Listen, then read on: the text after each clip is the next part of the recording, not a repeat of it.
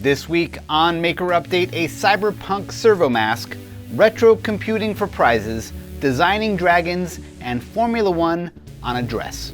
Hey, I'm Donald Bell, and this is Maker Update, our weekly roundup of new and notable DIY projects and tips from across the internet. I hope you're doing well. We've got another great show for you. Let's get started with the project of the week.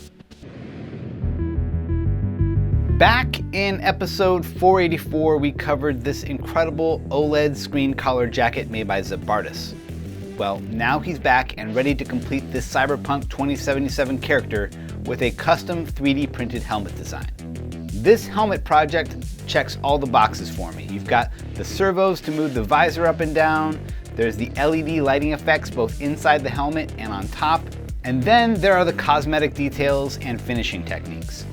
Nickel plating some of the decorative pieces to give it an authentic metal look, and then sanding other pieces and coating them with UV resin, and wet sanding it back down for a glossy, smooth ceramic texture. He even recreated some of the smallest details like these labels that go on the side, and there are these subtle wiring lines in the back of the cap, which he embroidered along with hand-pressed rivets to act as the contacts. Another cool tip here, especially for anyone transporting fragile props or projects, is how he created a snug, custom-fit, lightweight 3D printed case to fit it all in. It's clearly a benefit of 3D modeling a project like this because you end up knowing the exact shape and volume it all takes up. A great project that's worth a watch, along with a fantastic payoff when it's paired together with the OLED collar jacket. Now for some news. Hackaday and DigiKey have a new contest running looking for retrocomputing projects. The contest runs until October 27th, and the top 3 favorite projects will each receive $150 DigiKey gift certificates. There are also 4 honorable mention categories, and these include Old Iron, where you might document restoring and running old hardware; Modern Retro, where a project looks retro but actually runs modern hardware; Retro Modern, where you demonstrate old hardware doing something new; and Coding Like It's 1999, where you can show your skill writing new code for old hardware. So if you've been looking for an excuse to dust off that collection of vintage computers you've been hoarding, this is the contest for you. More projects. Back in episode 493, during our time at OpenSauce, we had a chance to talk with Laura Mathews about her wearable wings. But we missed an opportunity to talk to her about her intricate, cleverly articulated bird and dragon puppets. Lucky for us, Adam Savage just posted a new video where he pores over all the design details of these puppets. The conversation reveals an incredible amount of insight into how a puppet project like this requires not just an eye for how it moves, but also a huge consideration for how you plan to move it. To bring these to life, especially with all this detailed articulation in the wings and the body, every gesture has to be thoughtfully dialed in and calibrated for efficiency, hand strain, and range of motion.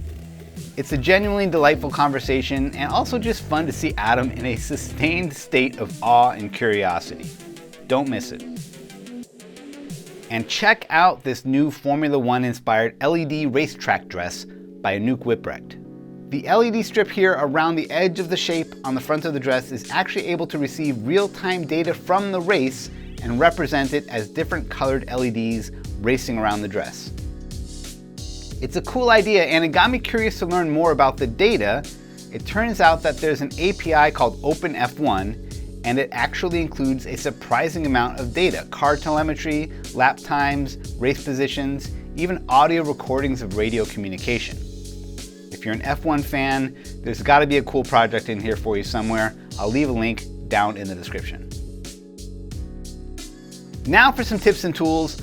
On his channel, Zack Freedman runs through his 7th installment in his Every Filament series, where he exhaustively evaluates different weird and sometimes surprisingly excellent types of 3D printer filament.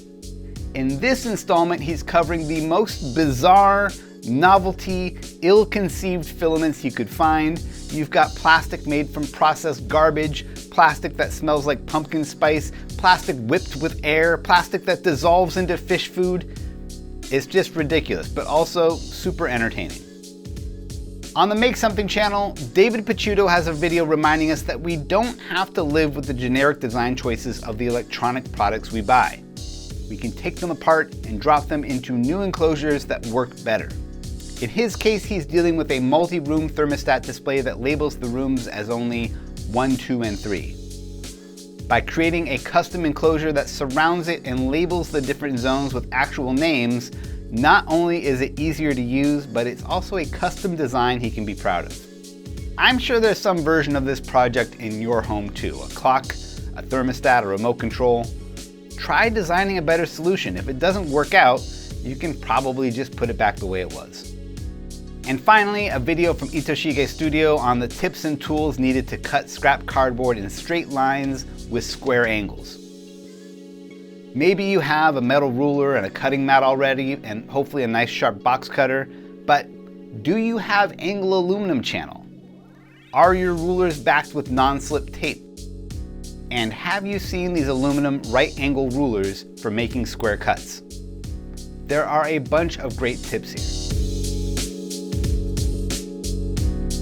For this week's DigiKey Spotlight from the Tomorrow Lab team, the latest installment in their Potentially Genius series, this one takes a look at how to use an Arduino Uno Q's machine learning capabilities along with a connected camera to detect whether a nearby drawbridge is up or down. The state of the bridge is then automatically reproduced on a 3D printed scale model of the bridge that lives in the office. It's a fun video and a great look at the kind of problems the Arduino Q is uniquely suited for. And that does it for this week's show. Be sure to subscribe, leave a thumbs up, or leave a comment if you can. A big thanks to DigiKey for making this show possible, and thank you for watching. I'll see you soon.